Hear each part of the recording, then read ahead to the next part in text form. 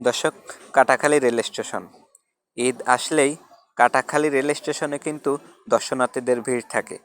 ঈদ নয় শুধু, শুক্রবারেও কিন্তু দর্শনার্থীদের এরকম ভিড় থাকে কাটাখালী রেল স্টেশনে। আপনারা দেখতে পাচ্ছেন অনেক মানুষ কিন্তু আজ এই কাটাখালী রেল স্টেশনে ভিড় করছে। এখানে ঈদ উদযাপন করছে বিকালবেলা এই কাটাখালী রেল স্টেশনে। এই দেখুন কত দোকানও কিন্তু এখানে এসেছে, বিভিন্ন ধরনের দোকান এখানে এরা নিয়ে বসেছে। এবং এখানে যারা স্থানীয় আছে তারাই কিন্তু এই দোকানগুলো দিয়েছে, এবং বিভিন্ন জায়গা থেকে এখানে ঘুরতে এসেছে এই দর্শনার্থীরা।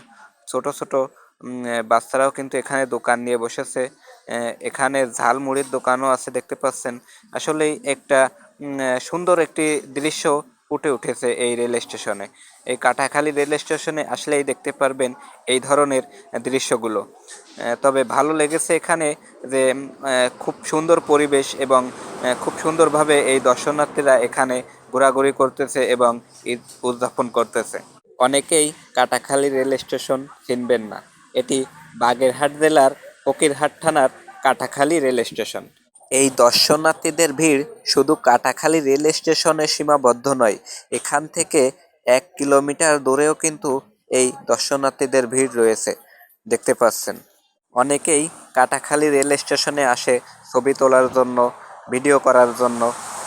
তবে খুবই ভালো ভালো স্থান আছে এখানে ছবি তোলার এবং ভিডিও করার। আপনারা ভালো থাকবেন, সুস্থ থাকবেন। শফিকুল ইসলাম, বাস্তবতা টিভি, বাগেরহাট।